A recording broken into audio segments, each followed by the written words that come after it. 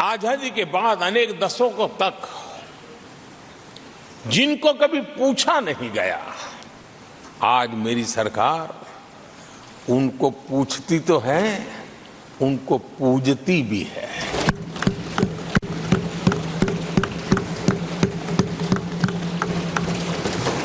हमारे दिव्यांग भाई बहनों के साथ हमने मिशन मोड में उनकी कठिनाइयों को समझ करके माइक्रो लेवल पर उसको एड्रेस करने का प्रयास किया है और व्यवस्थाएं विकसित करने का प्रयास किया है ताकि वे गरिमापूर्ण जीवन जी सकें और कम से कम किसी का सहारा उनको लेना पड़े, इस दिशा में हमने काम किया है। आदरणीय सभापति जी, हमारे समाज में किसी न किसी कारणवश एक उपेक्षित वर्ग, यानी एक प्रकार से समाज में बार बार हरदूत होने वाला वर्ग, वो ट्रांसजेंडर वर्ग है। हमारी सरकार ने ट्रांसजेंडर साथियों के लिए कानून बनाने का काम किया है और जब पश्चिम की दुनिया के लोग ये सुनते हैं तो उनको भी गर्व होता है, अच्छा भारत इतना प्रोग्रेसिव है, भारत की तरफ बड़े गर्व की नजर से देखा जाता है। हमने उनको मुख्य धारा में लाने का प्रयास शुरू किया है। आपने देखा होगा पद्मा अवार्ड में भी ट्रांसजेंडर को अवसर देने में हमारी सरकार आगे आई। आदरणीय सभापति जी, हमारे गुमंत जनजातीय समुदाय, हमारे गुमंत साथी, हमारे बंजारा परिवार, उनके लिए एक अलग कल्याण बोर्ड बनाया है ताकि उनकी आवश्यकताओं को हम एड्रेस कर सकें और उनको भी एक स्थायी, सुरक्षित और संभावनाओं वाला जीवन प्राप्त हो, उस दिशा में हम काम कर रहे हैं। आदरणीय सभापति जी, हम एक शब्द लगातार सुनते आए हैं, पीबीटीजी, पीबीटीजी, पीबीटीजी।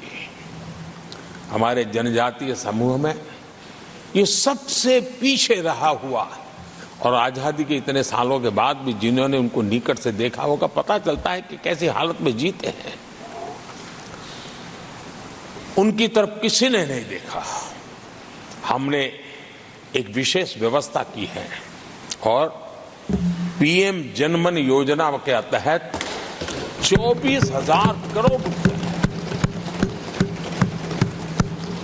ये समुदाय बिखरा हुआ है, छोटी संख्या में है, वोट की उनकी ताकत नहीं है और यहां देश की परंपरा है जिसकी वोट की ताकत है उसी की चिंता करना, लेकिन समाज के ऐसे अति पिछड़े लोगों की कोई चिंता नहीं करता था।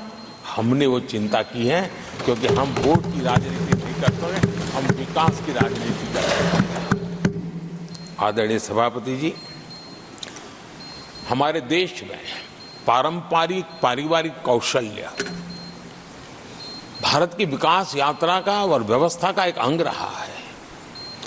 जो हमारा विश्वकर्मा समूह है, जिनके पास परंपरागत से हुनर है और जो समाज की आवश्यकताओं को पूरी करता है, लेकिन उनको कभी एड्रेस नहीं किया गया। हमने करीब 13,000 करोड़ रुपए की योजना से विश्वकर्मा समुदाय को आधुनिकता की तरफ ले जाना, उनके अंदर प्रोफेशनलिज्म आई। आदरणीय सभापति जी, गरीबों के नाम पर बैंकों का राष्ट्रीयकरण तो कर दिया गया था, लेकिन मेरे रेहड़ी पटरी वालों को कभी बैंक के दरवाजे तक देखने की हिम्मत नहीं होती थी, हालत थी। पहली बार देश में पीएम स्वनिधि योजना के तहत रेहड़ी पटरी वालों की चिंता की गई है और आज वो ब्याज के कुचक्र से बाहर आकर के अपने परिश्रम से और ईमानदारी से जो रेहड़ी पटरी वालों को बैंकों से लोन मिले हैं, वे लगातार, बैंक वाले भी खुश हैं, लेने वाले भी खुश हैं और जो कल फुटपाथ पर रेहड़ी बैठता था, आज एक छोटी दुकान दिशा में बनाने की दिशा में आगे बढ़ रहा है। जो पहले खुद मजदूरी करता था, आज एक आध दो को रोजगार देने की दिशा में काम कर रहा है। और यही कारण है कि गरीब हो, दलित हो, पिछड़े हो, आदिवासी हो, महिला हो, उन्होंने हमारा भारी समर्थन किया है। आदरणीय सभापति जी, हम विमेन लेड डेवलपमेंट की बात करते हैं। दुनिया के प्रगतिशील देशों के लिए भी विमेन डेवलपमेंट तो बहुत स्वाभाविक स्वीकार करते हैं, लेकिन विमेन लेड डेवलपमेंट की बात करते हैं तो उनके भी उत्साह में थोड़ी कमी नजर आती है। ऐसे समय भारत ने नारा नहीं, निष्ठा के साथ विमेन लेड डेवलपमेंट की ओर कदम बढ़ाए और महिला सशक्तिकरण का लाभ आज दिख रहा है, हर क्षेत्र में दिख रहा है और भारत की विकास यात्रा में वो कंट्रीब्यूट कर रहा है।